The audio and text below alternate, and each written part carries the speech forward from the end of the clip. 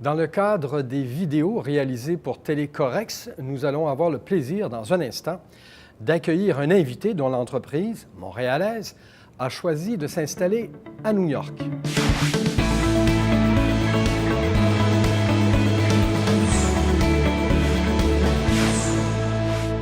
Nous avons maintenant le plaisir d'accueillir Alexandre Simionescu.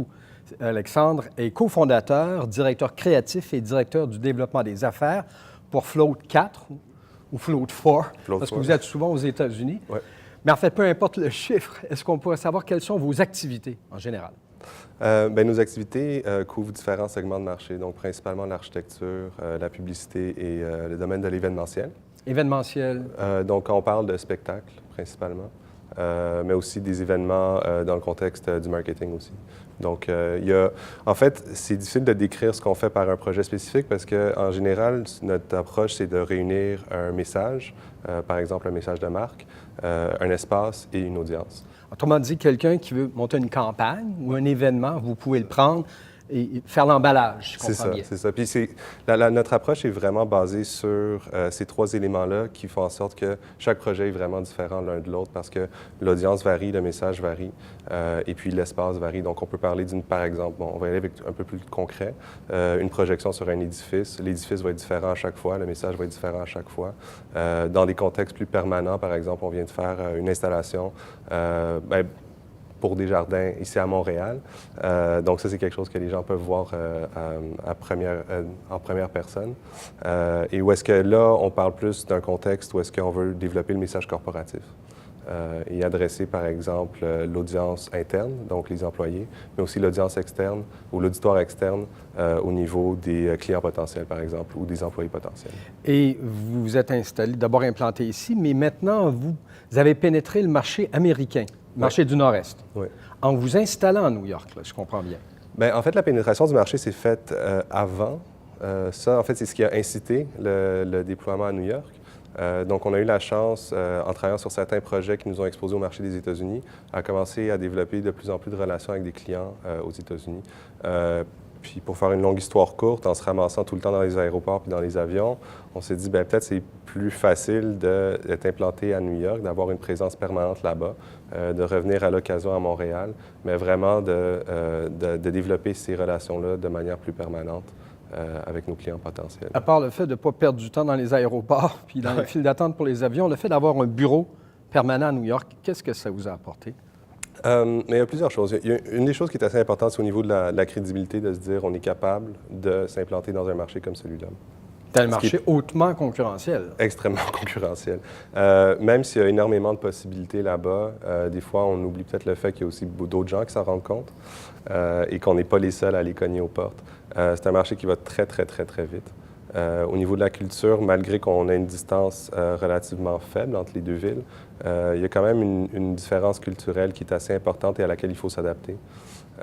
Donc, à ce niveau-là, c'est aussi, mis à part le marché de New York en soi qui est très important, c'est une ville qui permet l'entrée sur d'autres marchés étrangers. Donc, c'est même une sorte de tête de pont. Oui. Oui, c'est ça l'objectif. Le faire seul, ça doit être assez compliqué. Je présume que vous avez eu des relais, des aides? Oui, à ce niveau-là, on a eu...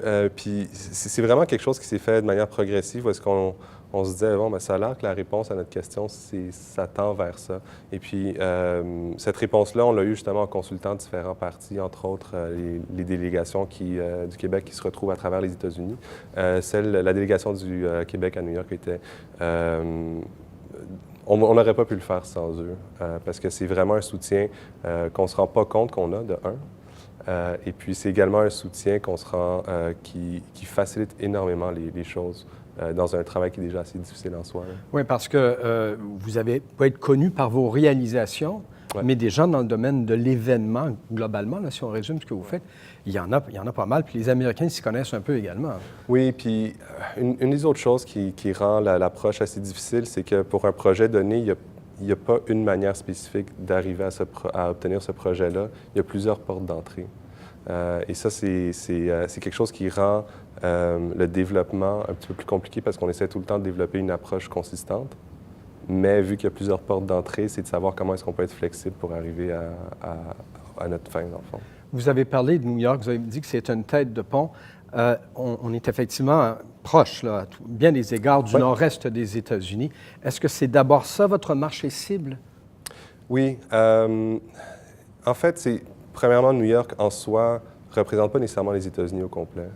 C'est une culture qui est vraiment à part.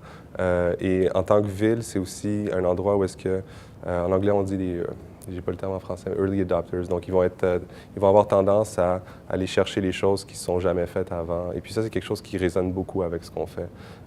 Souvent, nos clients nous demandent est-ce qu'on a déjà fait ce type de projet. Et plus souvent qu'autrement, on dit non parce que c'est notre spécialité de faire des choses qui ne sont pas faites auparavant. Et là, vos ambitions pour le reste? Là, vous êtes implanté, vous avez cette base d'opération. Vous voulez vous déployer où? Est-ce que c'est l'ensemble du marché américain? Est-ce que vous pensez aller jusqu'à la côte ouest? De toute façon, vous êtes déjà un peu ailleurs en passant. Là. Bien, on a déjà eu des clients sur la côte ouest. On a déjà des clients à travers le reste des États-Unis. Dans le fond, New York, c'est vraiment un point d'opération pour nous. Est-ce qu'après ça, on va voir, on considère d'autres endroits à travers les États-Unis, mais aussi à travers le monde. Donc, c'est de voir dans quelle mesure est-ce qu'on s'implante dans ces différents endroits. Est-ce que c'est au niveau du développement? Est-ce que c'est au niveau de la production? Qui implique des éléments différents au niveau de nos décisions. Mais pour nous, ça a toujours été une ambition mondiale, dans le fond. Et, bon, vous êtes dans un domaine particulier, on s'entend, pas un domaine manufacturier. Là, vous ne fabriquez pas des boîtes de conserve Pas encore, mais ou des vêtements. Mais il reste qu'il y a beaucoup de gens dans le domaine des services comme dans le domaine manufacturier qui actuellement pensent à cette trajectoire-là, de partir et d'aller se trouver un marché dans le nord-est des États-Unis, des clients peut-être les plus évidents à cause de la proximité. Vous leur diriez quoi par rapport à l'expérience que vous avez vécue? Ça, c'est vraiment par rapport à notre expérience. Avant tout, c'est vraiment de comprendre qu'est-ce que ça implique. Par exemple, de dire, OK, on veut ouvrir un bureau, de comprendre qu'est-ce que ça implique au niveau financier, qu'est-ce que ça implique au niveau fiscal, qu'est-ce que ça implique au niveau de la mise en marché. Parce que toutes ces choses-là sont reliées ensemble. Et par exemple, on avait cette discussion-là avec mon associé il n'y a pas longtemps, de dire, OK, par où est-ce qu'on commence? Puis ça, c'est vraiment important de considérer tous les différents éléments. Pas juste de se dire, on va aller vendre quelque chose, mais qu'est-ce que ça implique sur tous les différents volets que j'ai mentionnés. Parce que c'est pas juste d'avoir une idée et de savoir qu'on est capable. Il y a tout le côté stratégique d'organisation pour arriver à vraiment s'implanter comme il faut. Puis il y a beaucoup de décisions qui peuvent paraître anodines, mais qui peuvent avoir des impacts assez importants au niveau de la compagnie, au niveau des investisseurs, au niveau des fondateurs. Et puis, c'est des choses qu'il faut absolument prendre en considération, qui vont au-delà des décisions qu'il faut prendre juste en termes opérationnels. Et maintenant, ça va bien? Oui, on dort très peu. On prend pas de vacances. Non, mais ça va super bien parce que c'est le genre de... On se rend compte que c'est là, puis c'est avec ces genres de projets-là qu'on est capable d'accomplir les ambitions pour lesquelles on a fondé la compagnie. Pour nous, c'est tout le temps un bon indicateur, ça. Bien, Alexandre Simionescu, qui est justement cofondateur de Float 4 ou Float 4. Merci beaucoup pour ce témoignage. Merci.